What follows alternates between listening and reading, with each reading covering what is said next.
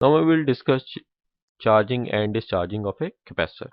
हमें पता है कि कैपेसिटर क्या है, एक चार्ज स्टोरिंग डिवाइस है। और जब हम किसी कैपेसिटर को बैटरी के साथ अटैच करते हैं तो चार्ज उसके ऊपर ग्रेजुअली क्या होना शुरू हो जाता है, स्टोर होना शुरू हो जाता है। कैपेसिटर की चार्जिंग जो है वो डिपेंड करती है वैल्यू ऑफ कैपेसिटेंस के ऊपर और जिस सोर्स के साथ अटैच किया गया है, जिस बैटरी के साथ अटैच किया गया है उसके पोटेंशियल के ऊपर। जैसे हमने प्रीवियसली डिस्कस किया था कि amount of charge Q is proportional to the V, potential difference applied across it. लेकिन रियल सर्किट के अंदर जो कैपेसिटर है वो इंडिविजुअली नहीं लगा होता, ये रेजिस्टेंस के साथ कॉम्बिनेशन में लगा होता है।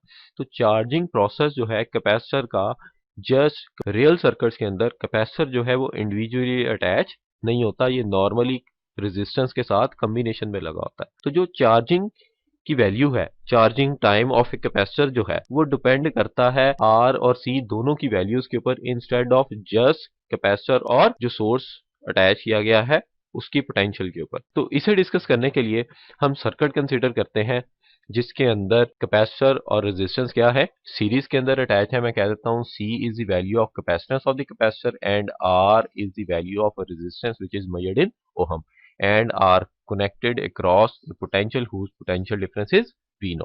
यहाँ पे एक स्विच लगा हुआ है जिसे हम दो टर्मिनल्स 1 और 2 के साथ अटैच कर देते हैं। इनिशियली मैं इस स्विच को 1 पॉइंट के साथ अटैच करता हूं तो कैपेसिटर और रेजिस्टेंस जो है जो सीरीज में अटैच है वो बैटरी के क्रॉस आ जाते हैं जिसके पोटेंशियल की वैल्यू V0 है। तो जो टर्मिनल पॉजिटिव बैटरी के साथ कनेक्टेड होगा टर्मिनल के साथ, it will get positively charge and the terminal which is connected with negative terminal of the battery will be get negatively charged। और इसमें करंट की डायरेक्शन जो होगी वो क्लॉकवाइज बनेगी from positive to the negative. अब इस सर्किट में जैसे मैंने प्रीवियसली कहा कि चार्जिंग प्रोसेस जो है वो R और C दोनों की वैल्यू पे डिपेंड करता है। तो अगर R और C की वैल्यू लार्ज होंगी तो कैपेसिटर जो है वो रिलेटिवली लार्जर टाइम में चार्ज होगा, और अगर R और C की वैल्यू का प्रोडक्ट जो है अगर स्मॉल होगा तो कैपेसिटर रिलेटिवली शॉर्टर टाइम में स्टोर होगा।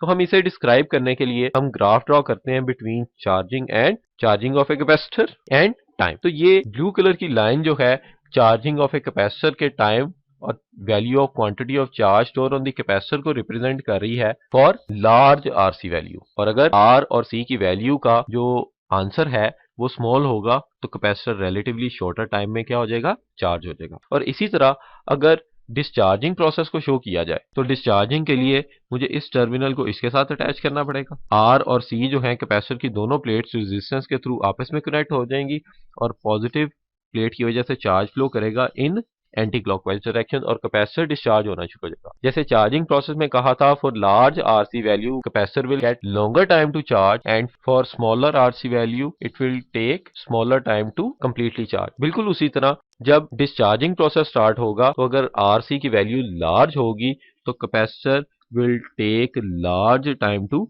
डिस्चार्ज। और अगर आरसी की वैल्यू जो है उनकी वैल्यूज की प्रोडक्ट का जो रिजल्ट है अगर वो स्मॉल होगा, उसी तरह कैपेसिटर डिस्चार्ज भी स्मॉलर टाइम के अंदर होगा। आर सी की वैल्यू एक्चुअली है क्या, आर और सी की वैल्यूज को अगर मल्टीप्लाई किया जाए तो हमारे पास जो यूनिट्स बनते हैं वो टाइम के बनते हैं।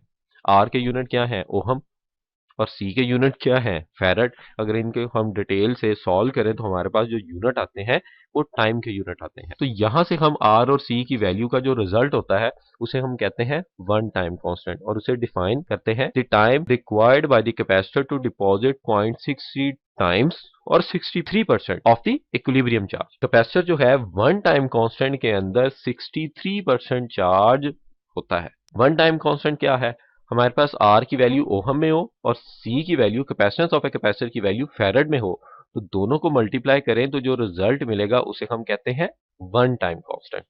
अगर मैं यहाँ पे मेंशन करना चाहूँ कि वन टाइम कांस्टेंट क्या है तो स्मॉलर आरसी के लिए R और C की वैल्यू का रिजल्ट जो है वो स्मॉल होगा, तो कैपेसिटर जो है 0.63 times of its equilibrium charge जो है, ये डॉटेड लाइन जो है इक्विलिब्रियम चार्ज को शो कर रही है, तो 0.63 टाइम्स जो है वन आर सी की वैल्यू के अंदर क्या होगा, चार्ज होगा।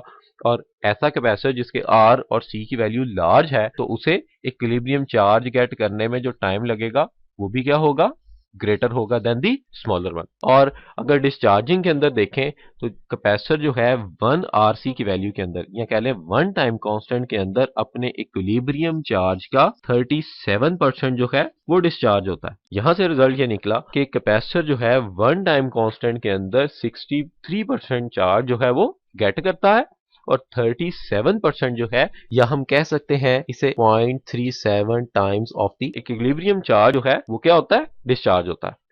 Thank you.